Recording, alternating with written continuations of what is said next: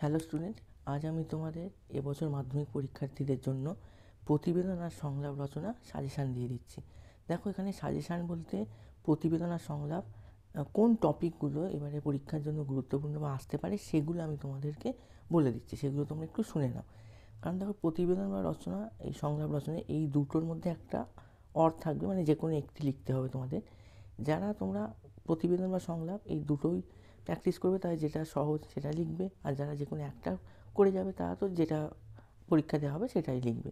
তো কথা হচ্ছে যে কোন টপিকগুলো এবারে গুরুত্বপূর্ণ। তো দেখো, প্রতিবেদনের জন্য তোমাদের যে টপিকগুলো গুরুত্বপূর্ণ সেগুলো হচ্ছে, দেখো, ওই জলাভূমি বা সবুজ ধ্বংস করে যে নগরায়ন, এইটা খুব কিন্তু গুরুত্বপূর্ণ। বা জলাভূমি বুঝিয়ে যে ফ্ল্যাট নির্মাণ বা বহুতল নির্মাণ, আবাসন নির্মাণ, পুকুর ভরাট করে আবাসন নির্মাণ, এই যে পরিবেশের ক্ষতি করে যে নির্মাণগুলো হচ্ছে, এইটা কিন্তু প্রতিবেদনে এবারে আসতে পারে।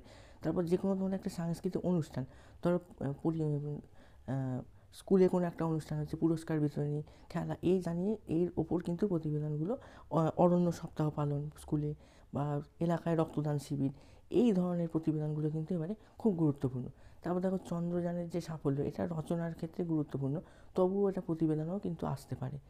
এই ধরনের, তাছাড়া এলাকায় যে বললাম তো রক্তদান শিবির, এই সমস্ত বিষয়গুলো, কারণ সবুজের ওপর কিন্তু এবারে সব থেকে আসার চান্স বেশি রয়েছে প্রতিবেদনে।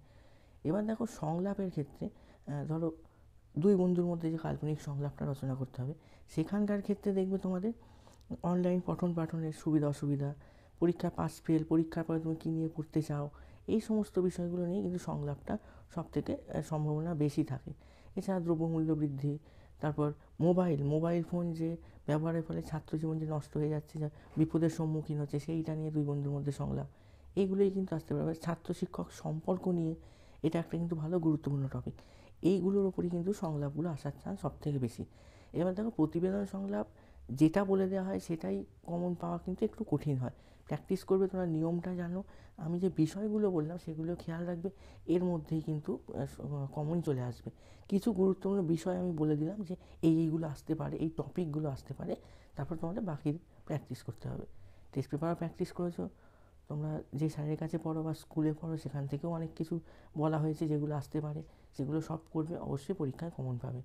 তো তোমরা আমাদের চ্যানেলে নতুন হলে অবশ্যই চ্যানেলটিকে সাবস্ক্রাইব করে রাখো। দেখা হবে পরের ভিডিওতে। আমি কিন্তু পরপর সাজেশন ভিডিও আপলোড করছি।